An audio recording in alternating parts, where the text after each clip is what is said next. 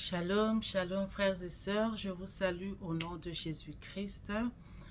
Voilà, je vais partager une révélation dont le Seigneur m'a mis à cœur depuis déjà quelques jours et je compte bien le faire aujourd'hui.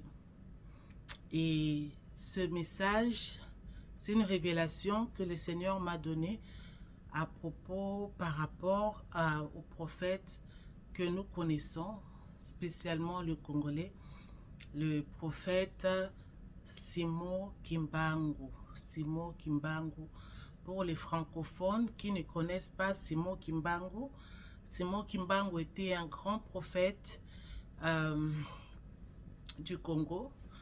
Voilà même la raison pour laquelle je crois que cette vidéo, je vais le faire quand même en lingala. Comme c'est un message qui concerne plus le peuple congolais. Donc c'est un message que je compte bien le faire en lingala. Et si Dieu le veut, je reviendrai pour le refaire encore en français. Mais je vais plus le faire en lingala aujourd'hui. Plus pour honorer aussi ma langue. Alléluia. Simon Kimbangu était du Bas-Congo. Et au Bas-Congo, c'est le Kikongo qui est parlé là-bas. Et moi, je suis du Bas-Congo aussi.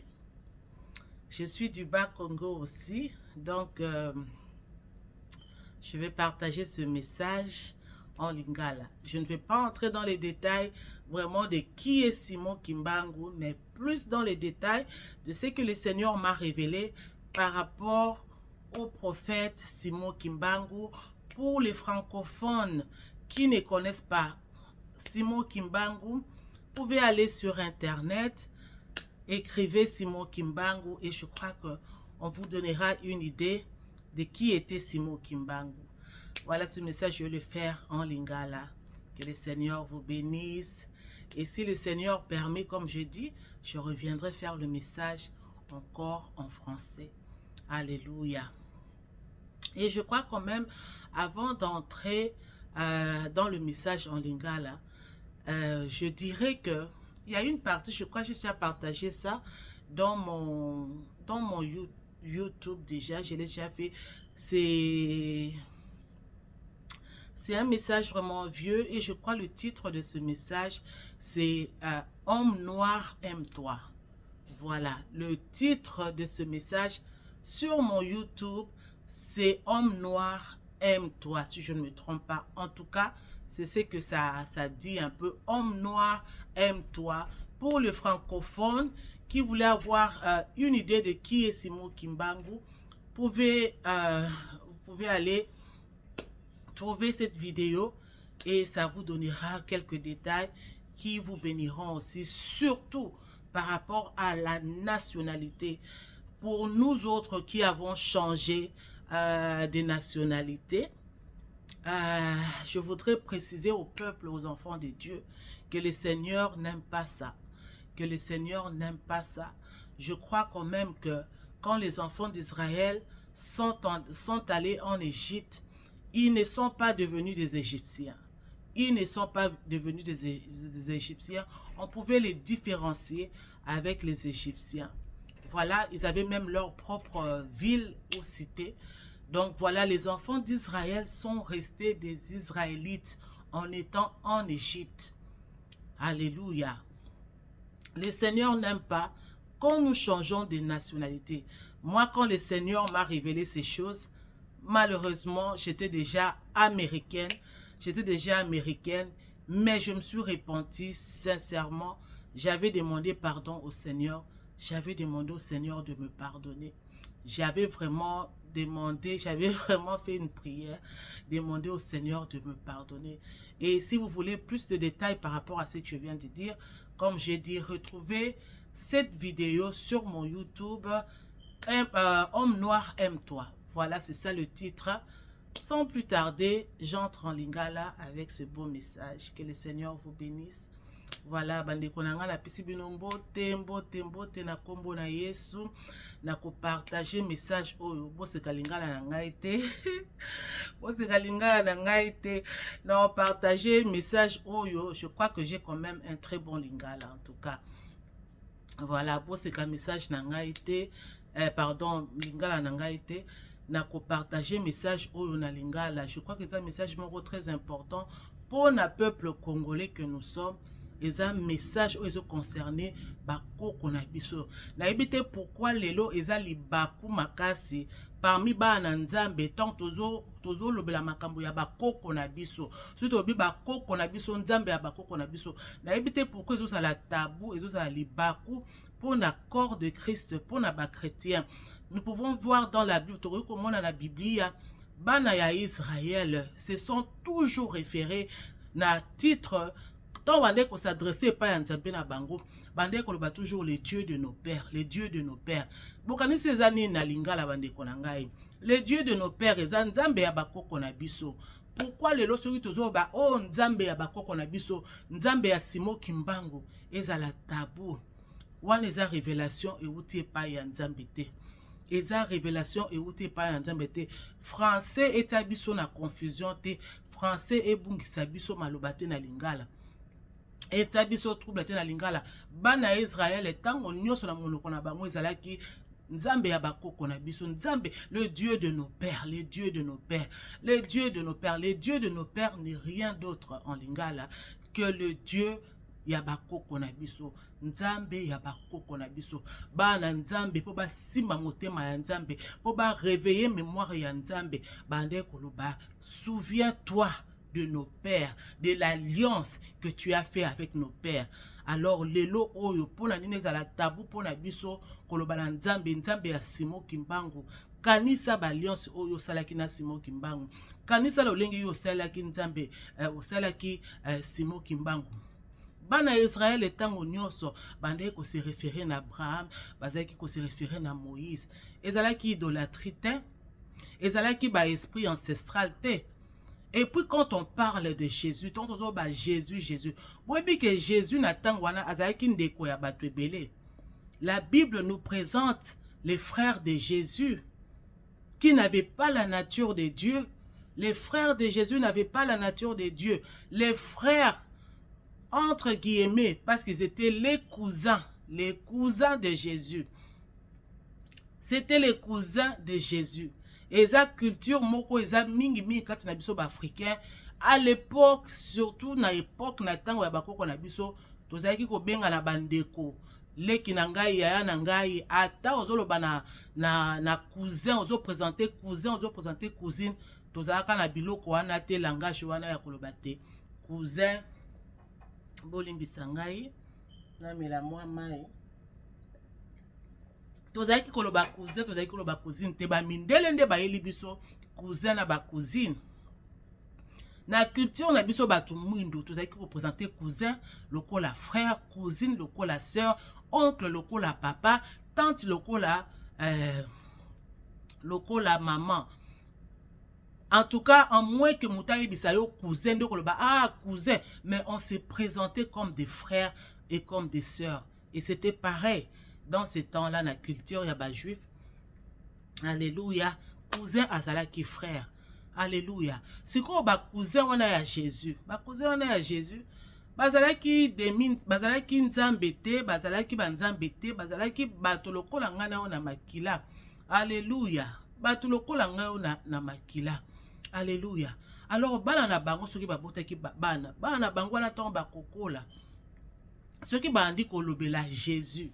Devant peuple oyo azali pontimela Jésus-Christ comme Seigneur et Sauveur te. Peuple on a pe koloba bozobe la ancêtre na bino. Bozobe la bakoko na bino. Bozobe la Jésus azalaki ndenge bande koloba ke n'est-ce pas lui mwana ya charpentier, n'est-ce pas yende mutakoli na misu na biso, n'est-ce pas yende mutabande ko sala mabaya na papa na ye Joseph. Donc pour na batu mususu Jésus azalaki nzambe te.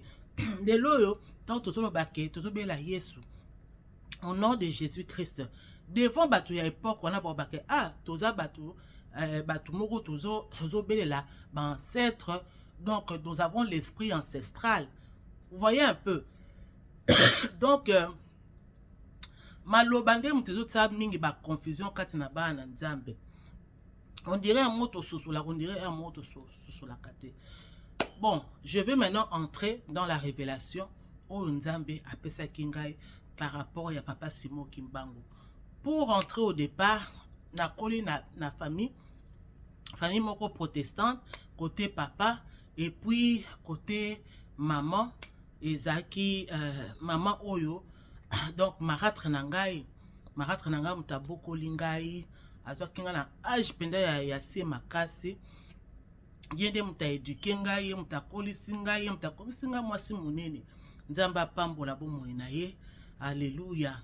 Alors côté ya maratre na biso bazalaki bato ya kimbangiste, bazalaki ba kimbangiste.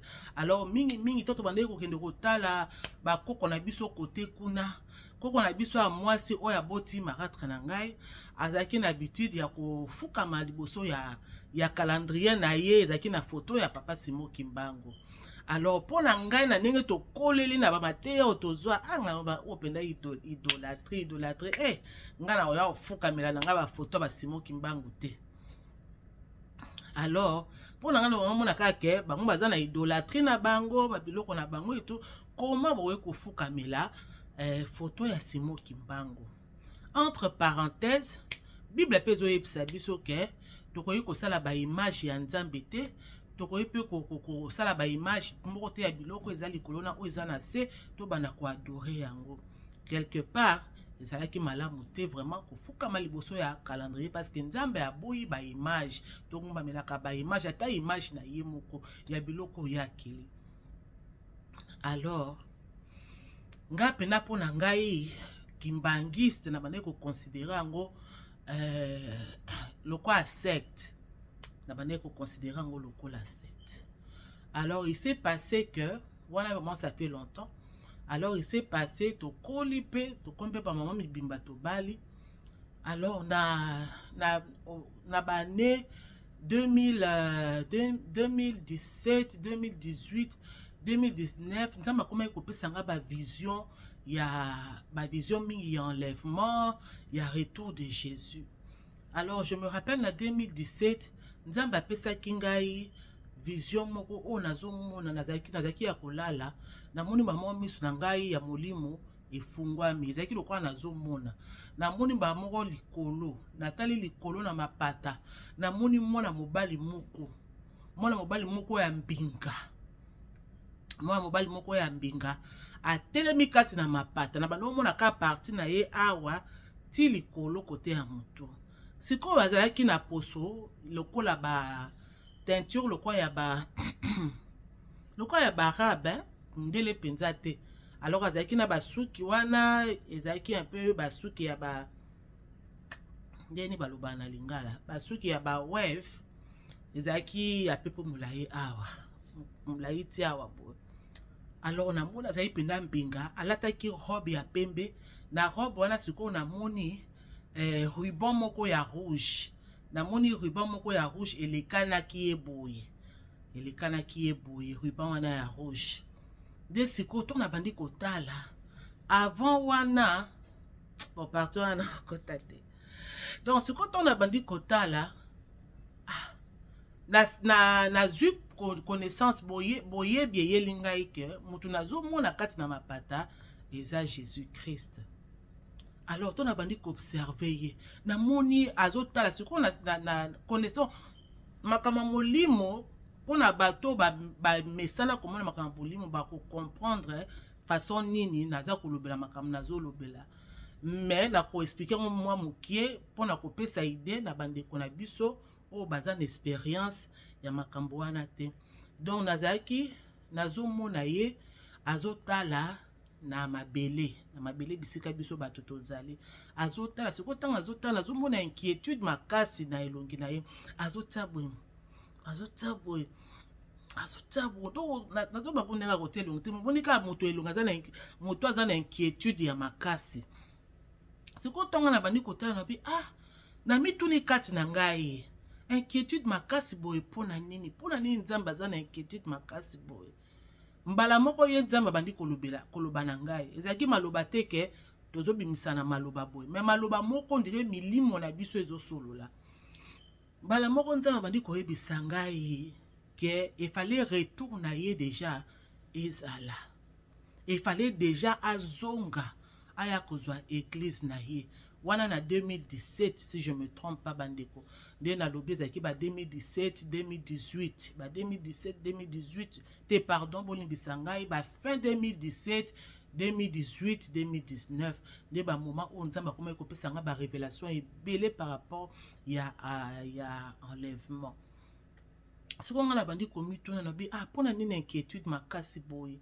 nde sikoyo azofaire comprendre nga ke il fallait déjà aya korécupérer église na ye mais azoboya kozonga mpona nini ntango azotala mokili azomona ke église na ye eza nanu prêt mpona kozala enlevé donc yango nde maloba ya bande kofaire comprendre nga kofaire connaître nga ntango nga nazotala ya partir ya likolo alobi soki ezobisa nga soki nazongi lelo bana nga mingi bakotikala yango nazolinga kozonga sikoyo te bana nga mingi bakotikala nazolinga nazonga na ya korécupérer église mais moyen na ya korécupérer église eza te parce que église eza salité l'église est sale bana na nga baza prêté mpo na ya kozwa bango soki nazongi bana ngai mingi bakotikala nde bisika namonaki nzambe abandi kopesa ngai appel azoyebisa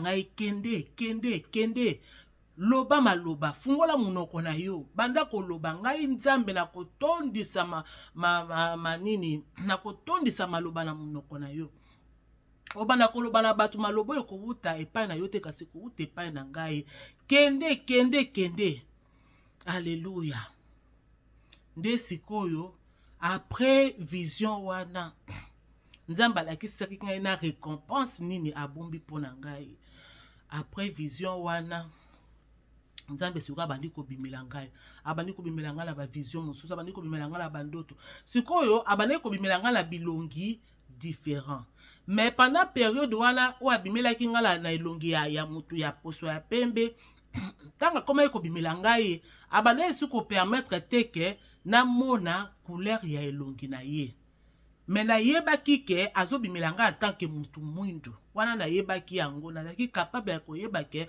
azobimela ngai lokola mutu mwindo mais ke nayeba elongi na ye namona elongi na ye boye moyen na expliquer yango eza te bato bamonaka makambo bolimo bakocomprendre eloko nini nazali koloba alors ntango na bandi komona ye toujours avec la même forme corporelle mais abandeki kobimela nga nelongi moko na bandeki koreconnaître te par rapport ya vision oyo namonaka liboso nde sikoyo nazomona ye azolakisa nga ntango akoya kozwa église na ye ndenge ekozala azolakisa ngai azoloba nazoya kala te bobongama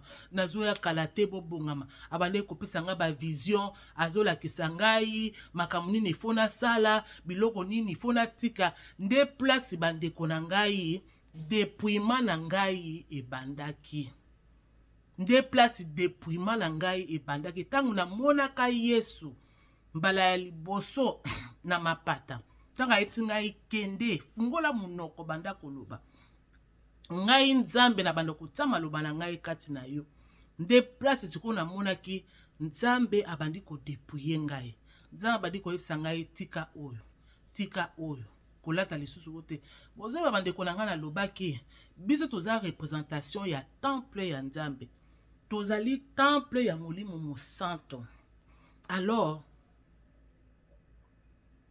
excusez-moi eloko babengi temple ya molimo santo ezalaka lokola ba temple nyonso te ezalaka temple moko construit à l'image de Dieu lui-même, construit selon le modèle de Dieu lui-même. Tozomona exemple wana na Moïse, tango Nzamba yebisi Moïse a construit temple. Bible ezolakisa biso ke temple wana ezalaki selon modèle o ezali kuna na likolo. Alors yo mwana Nzambe oyo zali temple ya molimo santo, temple ya lelo bisika mokondi mokili na likolo pe na se azali koya kovanda. okoki kokokana na ba temple nyonso te, okoki kozala n'importe quel temple te, okoki kozala n'importe comment te, il faut ozala na image ya Nzambe. Image wana ezali kaka image moko te spirituel, image wana ezobanda na molimo tina physique, image wana ezokabola yo na oyo ezali ressemblance ya biloko ya mokili. Alléluia. Je crois qu'on appelle ça qui va verset biblique na Exode, na Genèse, tangu Nzambe asengi ke ba peuple na Israël ba se dépouiller na ba or bazala ki na yango ba changer pe bilamba na bango. Nozo mona ba or wana ezalaki ba idole. Ezalaki ba idole. Tozo mona ke Bible bezo préciser même que ba bijoux, Bible bezo préciser ba boucle d'oreille, ba biloko ya zolo, ba bracelet, Bible bezo préciser biloko na ezalaki lokola ba idole. Et puis Nzambe si bango ba changer bilamba na bango, ba lata bilamba ya sika. Bilamba na ezali na deux volets. Ezali pe na volet spirituel ou ezali kolakisa misala na biso en tant que bana Nzambe. Misala na biso il faut tatola ke tozali lolenge moko te na bato ya mokili. Misala na biso il faut tatola ete tozali peuple moko mis à part, tozali ko appartenir na Nzambe. Alors ezalaki à partir wana tant Nzambe bandi ko se révéler na ngai, azola kisanga enlèvement, azola kisanga ndeni na enlèvement kozala, azola kisanga ndeni na église na ye kozala enlevé, abandi ko lakisanga makambo ebele sur l'enlèvement, abandi ko lakisanga à quoi ressemblait l'épouse, makambo wana nyonso. Nzambe bandi ko dépouiller ngai, tika oyo, nasale loko boye na suki na ngai. Ye moko komona ye abandi ko sanga longola biloko te soki na tie mutu makasi bande kona ngai na bande kozala na kimia te na bandaki kozala na kimia te soki vraiment oza mwana na Nzambe oza vraiment mwana na Nzambe ke Nzambe a pointé yo ngonga na yo ekoki vraiment ke obima na biloko ya mokili okoma ya ye akabola o lisusu ne loko moko te na moto moko te. Vie na yo de l'intérieur tina libanda ekozala lisusu lolenge moko te. Transformation na yo ekozala physique, ekozala spirituel pe physique, ekozala palpable. Parce que Bible lobi o eza kati na motema ya moto yango nde ebimaka. Un arbre bon produit de bons fruits. Un arbre mauvais produit de mauvais fruits. Okoki kozala nzete ya malamu te mais tozomona misala na yo lokwa ya ba pagano, lokwa ya ba femme mondaine. C'est impossible. C'est que confusion ekomi kati na liloba na Nzambe. Okoki kozala te un bon arbre na kati o Nzambe azotala motema o eza na kati yango nde bimaka. Soki ozali nzete ya mabe yango kaka nde peka ekobima na miso ya bato. Ozomona bandeko na ngai nde boye Nzambe akoma koyebisa ngai tike loko boye longole loko boye tike loko boye nalingi te bana nga balata biloko boye nalingi te bana nga basala biloko ya boye. Bomoni kaka lokola Jonas bandeko na ngai tango Nzambe abengaki Jonas akende kokebisa bana ya peuple ya Ninive. Jonas tango aboyaki tango Jonas abandaki ko résister na appel ya Nzambe na mongongo ya Nzambe botala makambo ekomelaki Jonas bomo ya Jonas ezalaki lisusu na kimia te. Ndeko na ngai soki pena Nzambe aponi yo a choisir yo atie eloko kati na vie na yo il faut se distinguer. Okoki ko résister Nzambe te. O pasteur na ngai moko abanda kotia bade koloba ke soko olingo yeba kozana nzela malamu il faut opposition ezala entre yo na diable. Il faut vi na yo sentir que ozo force moko eza ko se opposer na yo. Mais ce que vous mona ki ozo la vie na yo chrétienne oza à l'aise yo batu basepelaka na yo kaka babetelaka yo maboko yo bobo yeba ke yo na Satana bozo la marche ensemble.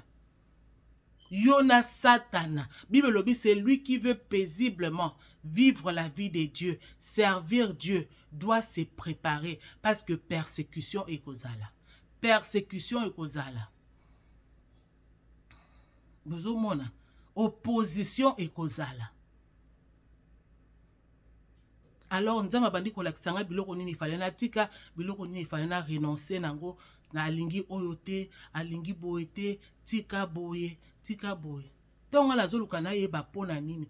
Nzambe azo yebisa ngai soko continue na biloko oyo na bokonzi na ngai okokota te. Po na bokonzi na ngai biloko oyo ekotaka te. Ngai te mutu na kokangela yo porte kasi biloko oyo ozo lata, biloko oyo ozo simba, biloko oyo sala yango nde mutu kokangela yo porte okota na bokonzi na ngai te. Soki vraiment Nzambe abengi yo, soki vraiment Nzambe mutu établir yo ndeko na ngai,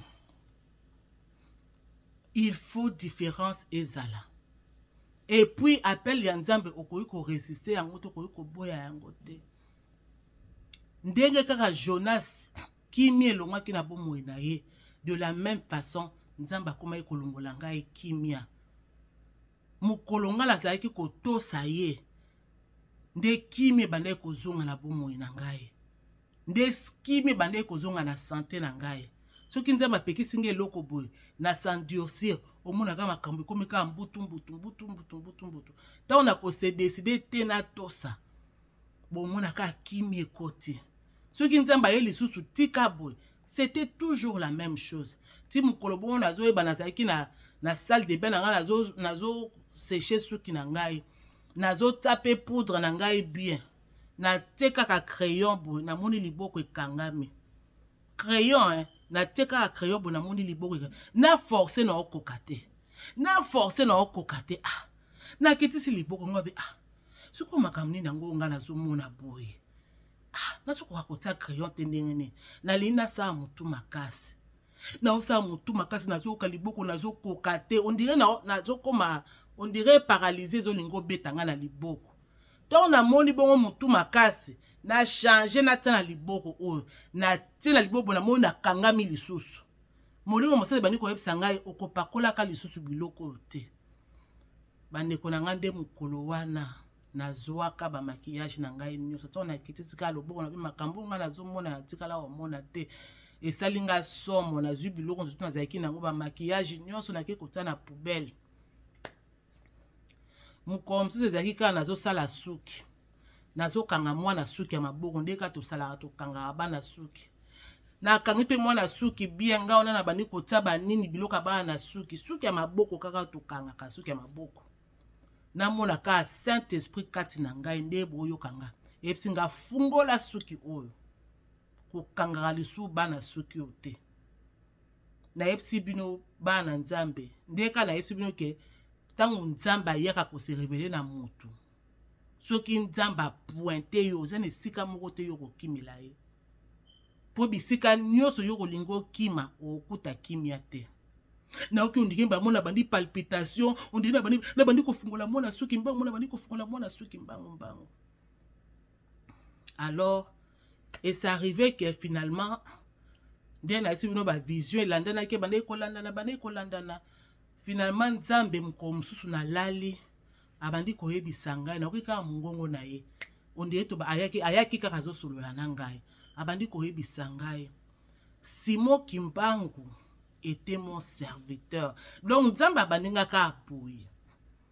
Donc Nzambe salanga grâce moko na yeba. Tango aza ko approcher nga na yeba ke o eza Dieu le Père, o eza Dieu le Fils, o eza Dieu le Saint-Esprit. Bandeko nanga ba o bazwaka ba révélation o ba ko comprendre makambo na so ba. Pona ba o bazwaka yango te na molimo tozalaka na capacité ya kososola makambo. Ozala na besoin te ke muta te ya yo, muta yebisa yo. Na kati ya molimo yo moko koyeba ke makambo nazomona eza oyo. Soki nde Nzambe alingi tozala na kati ya connaissance wana et que peut-être azo apesi otam susu ndoto moko boye. Nde peut-être soki ozala na discernement te okoluka discernement. Mais soki Nzambe akotisi yo na monde spirituel omona makambo. Okozala na connaissance ya makambo, okozala na besoin muto expliquer yo te. Alors tango Nzambe ayaki kosola nanga mukolo wana, ayaki kosola nanga comme Dieu le Père yemoko. Abandi koyebisa ngai. Simon Kimbangu était mon serviteur.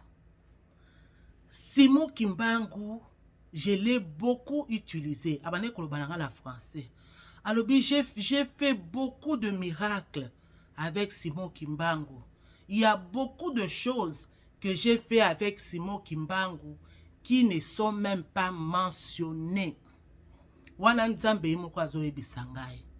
Nde na sebi on ebandeli nga komaka masimo kimbango na bande ko kipango te pona ndo mona oka bato imbangisa bato ba idolâtre moko boye baza ba idolâtre. Alors tant mokolo wana nzambe moko ayeko yebisa ngai Simon Kimbangu ezaki na 2001 wana utokoma Kinshasa na utokoma Kinshasa sika après plusieurs années. Simon Kimbangu était mon serviteur. J'ai fait beaucoup de choses avec Simon Kimbangu. Abi, j'ai fait beaucoup de choses avec Simon Kimbangu. Oyo kutu e komami te, komama pete. Alors, nzamba badi ko yebisa ngai na lingaka ko travailler na batu oyo ba honoraka, ba origine na bango. Nde na utu ko yebisa bino ke soki bolandi message na ngai ya kala. Homme noir aime-toi pour comprendre ce message. J'aime les gens, les personnes qui honorent leurs origines. Simon Kimbangu aimait beaucoup le Congo.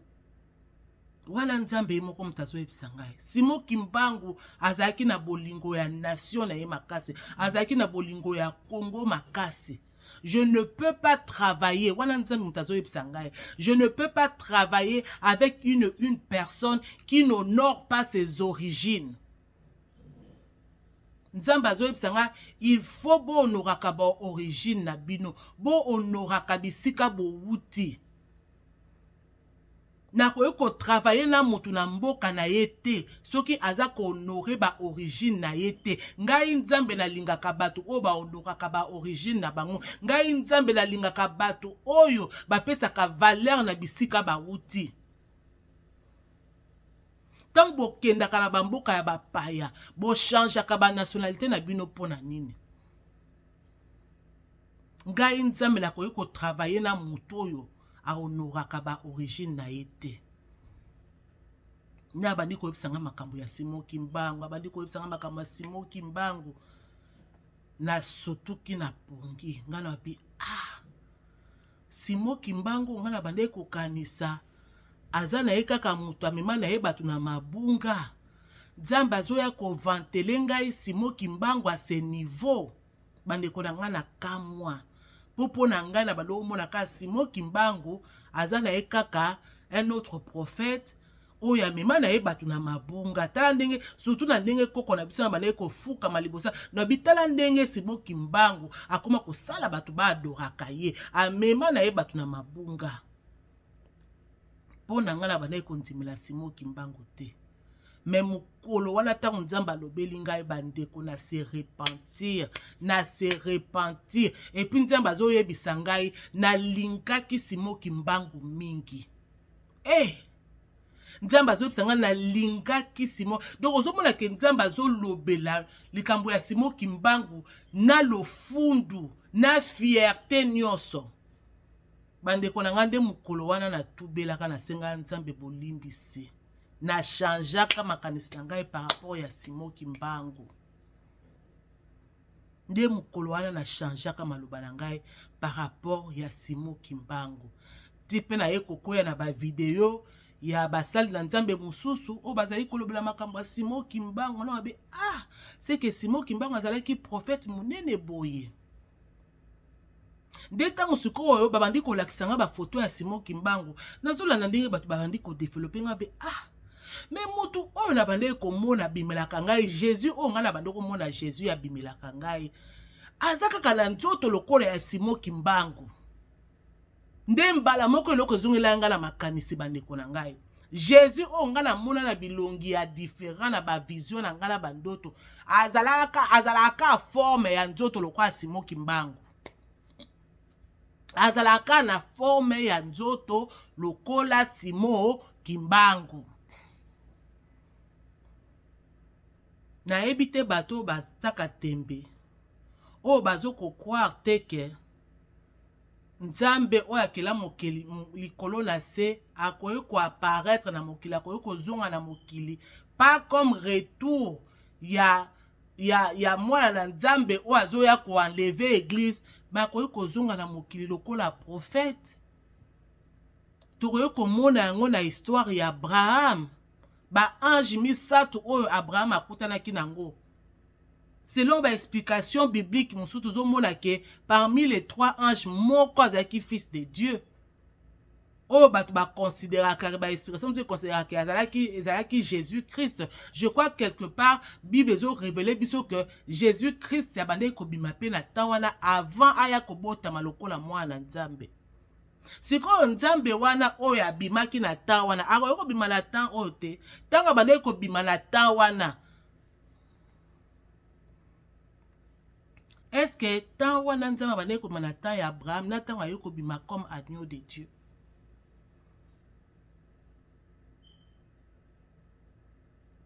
Est-ce que kokani? Est-ce que kokani? Tango aye kobima lokola agneau de Dieu, ayaki kobima comme l'agneau qui venait pour sauver les hommes, pour sauver l'humanité. Mais tango abandé kobima na tawana, abandé koyate pona kosala histoire soki ndenge nini.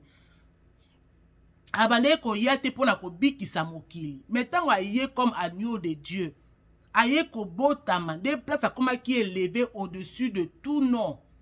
A cause de sika ya bokondi ya likolo, o eleki ba kombo nyonso, o eleki bokondi nyonso. Mais avant ça, Jésus-Christ venait. Alors, ekosala impossible lelo, po Nzambe atinda ba ange na ye, po Nzambe atinda Jésus-Christ aya na ye ka kotambola na mokili kati na biso bato, kosala rôle moko ya prophète, et puis ti aya kozonga sikoyo bien comme c'est lui qui vient récupérer l'église. Bolingaka te bana Nzambe botaka Nzambe na kati ya boîte. Nzambe bataka ye na kati ya boîte te. La Bible nous démontre que c'est un fait qui a eu lieu. Jésus-Christ a apparu avant de venir comme étant le Fils de Dieu, l'agneau de Dieu qui devait mourir. Et puis, Simon Kimbango, Robino Bozo, Bakebaza, Bancentre, Tokoyo Kolobela Bangote. Mais Jésus-Christ, pour la Batumusu, Bakolo, Apeke, Azan, Encentre, Tozo adorer Encentre. Batumusu, Batozo, adorer Encentre. Confirmation ni preuve nini. Oh, Bino Bozana Yango, Pobo la Kisakete, Azaki, Pena Mwana Nzambe. Preuve nini Bozana Yango. Preuve nini palpable Bozana Yango. Po batuba lobate que bozo ko adorer enceinte na bino que bozo adorer le Fils de Dieu. Bozo comprendre. Makambo est vraiment sérieux. Eza vraiment sérieux. Pour façon Nzambe a se vanta kana Simon Kimbangu jour wana eleke la kangai. Eleke la kangai. Alors pour la vidéo moulaï mingite na ko partager expérience mususu na utu kozwa kaka kaka na mois ou ya septembre zaki je crois semaine passée ou deux semaines passées boy na ebité bande konanga na vanda ki kaka na yoki kaka malobe matika tina ngai Nzambe na yebi opene longité donc kati na ngamonga mona zokoloba boy Nzambe na yebi opene longité ce qu'il faut na kanisa yo na okanisa one longi nini. Bande konanga na yebi na ngate maloba oyo uta wapi matinga kala motema na lobi yango pe. Nzambe na ngai. Nzambe foto ngo na taki wapi masia. Na lobi Nzambe na ngai. Na yebi opene longi te papa. Soki atana kanisa yo atana makanisi. Na okanisa one longi nini Nzambe na ngai. Obimela nga na bilongi ya bato ebele. Nde na otu koloba na molimo toyebaka makambo. Nzamba ko bimela ona bilongi différent mais okoyeba ke oya bimilinga oyo eza Yesu Kristo. Oya bimilinga oyo eza Père éternel yemoko. Oya bimilinga oyo eza Saint-Esprit. Et puis na kati wana ezala Dieu le Père, ezala Dieu le Saint-Esprit. Ezala Dieu le Fils. Bakoma aka mutu moko. Bakabonaka misatu bakoma apeka mutu moko. Donc eza mystère moko tokoyo ko comprendre ngo na mayele ya bomoto te. kaka Dieu le Père wana ye moko kaka Dieu le Fils ye moko kaka Dieu le Saint-Esprit soka alingi akabwani misatu bongo soka alingi abimilo ka ye mobimba kaka kati na ye ozomona Dieu le Fils kaka kati na ye ozomona le Père ozomona le Saint-Esprit kaka na ye mutu moko ndenge pa ko kabwana tango aye ozomona ke o eza Dieu le Père ozoyeba ke o eza Dieu le Fils ozoyeba ke te o eza Dieu le Saint-Esprit. Alléluia. Alors tango maloba wana matinga kati na motema nalobi Nzambe nayebaka o pe nelongi te soki nalobi nakanisa yo nakokanisa yo nelongi nini bandeko na ngai tango nalobi bongo posana ezala kaka na motema tango nalobi bongo na Nzambe pa répondre na ye ngai te parce que ezalaka na maloba mingi ya moko mona nakanisi kaka boye tongo nazosisa kaka kokanisa omona Nzambe arépondre ngai kosola na Nzambe eza kaka te tango okoti na chambre otie mabolongo na se mwana na Nzambe o deja o akomi na vie moko ke bomoi ya Nzambe ekomi bomoi na ye vie ya bonzambe ekomi vie na ye ya chaque jour. Alléluia.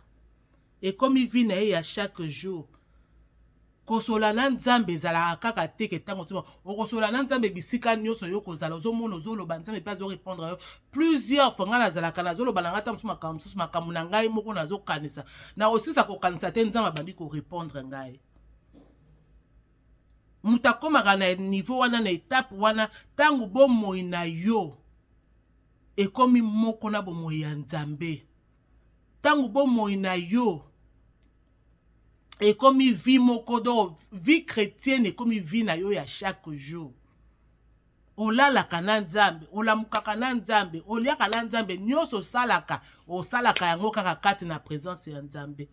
Alors mutu akomi na niveau wana aza na besoin te ke akende kotia mabolonga na se abanda kobelela pendant 30 minutes après abanda koyoka présence ya Nzambe obanda kosentir ke présence ya Nzambe ezotambola na yo bisika nyonso ndenge na yesi bino bandeko na nga ezalaka makambo mosusu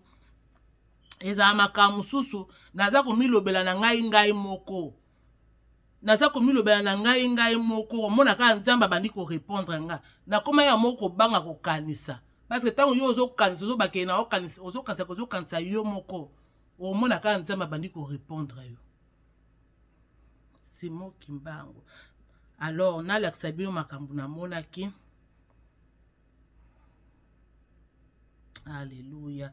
Oba opesa nga kaka bafoto ya kala ya nini oyo foto yango nga namonaki mase eza wapi Nzambe epesa nga foto wana oyo lakisaki ngai Nzambe wapi yango papa na ngai.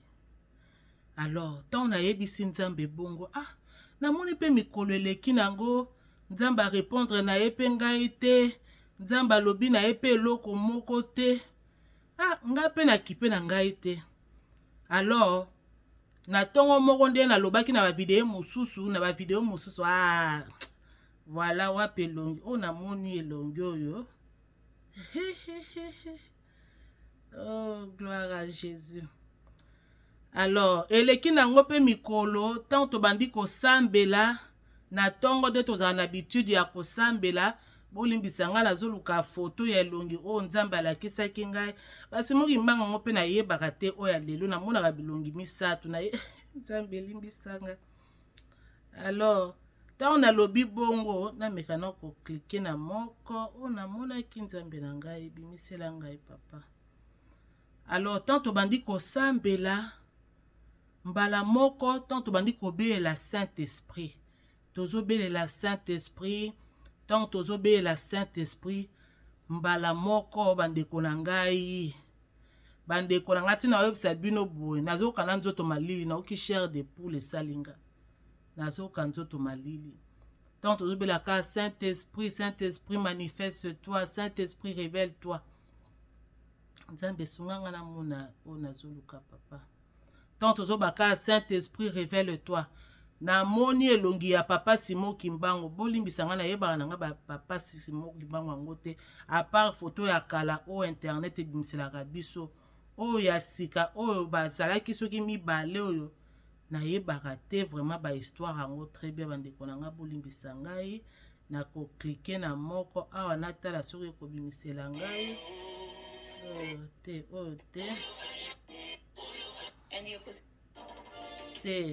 te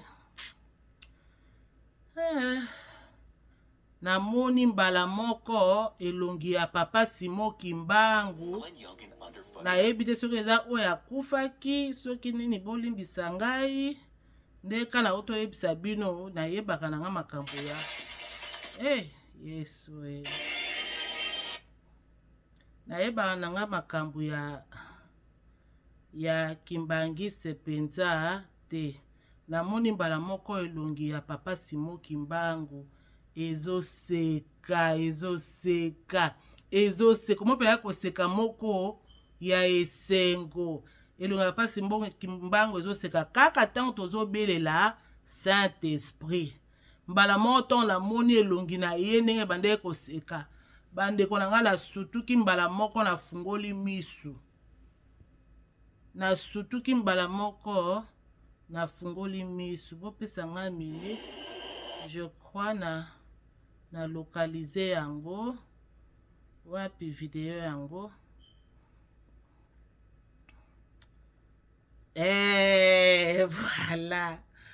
voilà sikoyo bino mutu boyebi ba histoire yango bien nga nayebi te bomoni sikoyo papa Simon Kimbangu oya likolo oyo te me oyo ya se oyo nde elongi nga namonaki bandeko nayebi na nga te soki ye pe papa Simon Kimbangu pardon nga kutu nayeba bango bien te mais tango namonaki elongi oyo après prière nde nabetaki na luka na bandoko mona kaka ndenge ebimiselaka biso oyo ya kala oyo na oyo après kaka tango nazolukaluka nde sikoyo naye komona elongi oyo ezoseka bomonika ndenge aoseka boye azoseka pena namoni na minu libanda papa Simon Kimbangu oyo naye te soki ye pe papa Simon Kimbangu bolimbisa ngai ye mais tango naoloba Saint-Esprit révèle-toi Saint-Esprit nde papa oyo nde nzambe na ngai papa oyo nde bandeko na ngai papa oyo papa oyo nde namonaki ye nde kaka boye azoseka koseka ya esengo koseka ya esengo nde mbala mona yo omona image yango elongwe bandeko na ngai nde nazoloba bana ya Israel ntango bande kobelela nzambe bande kobenga ye na kombo oyo bango bayebaki te bango ba Dieu de nos pères nde lolenge bango bazalaka kobelela nzambe na bango nzambe ana bande koyoka pe abandaki koyanola lelo bino bana nzambe ya lelo bolingi te toloba le Dieu de nos pères lokola Simon Kimbangu aza papa ya mboka na biso te Congo yango bolingi te toloba Dieu de nos pères mpona bino soto bi nzambe ya bakoko na biso tozongi na ba coutume ba nini en tout cas nayebi te bana Israël pe bazaki ba grand batu ya ba coutume na tango wana bato ba kisi bato ba idole donc ton bande koloba le Dieu de nos pères même le monde spirituel savait à quel Dieu il s'adressait. Ezaka bana nzambe ya lelo ndi botondi sami na mabunga, botondi sami na ba confusion. Bokanzi so to bozobela nzambe akela likolo na se bolobi nzambe ya bakoko na biso, nzambe ana koyeba teke bobeleli ye. Bokanzi pena na tango ya kala ya Israël idolâtrie ezalaki te, coutume ezalaki te, fétiche ezalaki te. Bible ezolakisa biso lolenge na lolenge. Ba abomination banaye ko salema ba idolâtrie banaye ko salema tana mais ces enfants d'Israël quand ils s'approchaient de Dieu c'était toujours le Dieu de nos pères, toujours le Dieu de nos pères. Alors ndeko na ngai kolinga te ota nzambe ne kati ya boîte moko to ya eloko moko oza na maîtrise na yango te. Ba message ya Simon Kimbangu o nga nazwa eza tellement ebele que moyen na lobango nyonso na vidéo moko ezali te. oyo ezali kaka mwa mokie towuti nalingaki na partager na biso pour nous encourager tozala na baconsidération ya makasi mpona baye oyo baya liboso na biso oyo basalela nzambe bakoko na biso oyo baluka nzambe na boso mpe bakutana na ye. Et Simon Kimbangu, comme le Seigneur me l'avait dit, est mon serviteur. Simon Kimbangu nzambe azo abande kolakisa nga na ndoto na bolingo nini ye azalaki nango pona Simon Kimbangu, bolingo ya makasi. Abengi est mon serviteur. Est-ce que vous savez que Jésus-Christ aussi était le serviteur de Dieu? Plusieurs fois Jésus-Christ s'est exprimé en disant: je fais le travail de mon Père. Je fais le travail de mon Père. Aujourd'hui, nous sommes enfants de Dieu. Non seulement, mais nous sommes aussi ses serviteurs. Donc, Simon Kimbangu, aza personnage ya mukie te pona mboka na biso Congo. Et Dieu a choisi ce temps ici pour nous donner de grandes révélations sur la personne de Simon Kimbangu. Alors, ndenge bana Israël, bande kobelela le Dieu de nos pères, biso pe tokobela nzambe ya bakoko na biso, nzambe ya Simon Kimbangu. Alléluia. Par la grâce de Dieu, na ko partager lisu ba révélation mususu oyo nzambe apesa ngai pa zali ko continuer ko pesa ngai sur Simon Kimbangu na ba prophétesse nyonso o biso toyebi na tango ya kala. Lelo o suto lobi mama Mwilu, les ancêtres ancestrales, les esprits ancestrales. Ah, les esprits ancestrales. Bana Israël bande kolobela ba Moïse, bande kolobela ba Abraham, bazalaka ba koko na bango. Bazalaka ba koko na bango. Et d'ailleurs, Jésus-Christ a même dit d'Élie que Élie était revenu dans l'image de Jean-Baptiste. Il y a lelo aussi ba yepsi bino que tel prophète ya mokila kala azonga na image ya Simon Kimbangu boko boya po bino ancestral ba ancêtre bazaka bandoki botala mabunga ka ya ndenge na ndenge mabunga likolo ya mabunga. Ce qui est li, ce qui est azonga la forme ya Jean-Baptiste. Nzambe ye moko na ngomba apparaître na ce qui est li, na ce qui Moïse. Et puis azoloba na tango ya suka Moïse na Eli bakozonga. Mais bino vraiment na yebite ba na nzambe. Toto tanga Bible ndé toto tanga bokoma na bino ka batoko lokota mateya mutate bino botanga na bino te boluka pe ba compréhension na bino te na nzela ba prière bo conclure kaka. On ne doit pas invoquer les dieux de nos ancêtres. Ah, les dieux de nos pères. Nde nzambe ya bakoko na biso na lingala. Voilà nzambe ya pambola bino. Ezaki message mukie. Ya ba mwa ba révélation nazwa nzambe apesa ngai nde na nga na partager na biso nzambe ya bakoko na biso nzambe ya Simon Kimbangu aleka na komimonisa aleka na kosala kati na Congo tomona bikamu isi tomona monene ya nzambe. Que Dieu vous bénisse. Amen.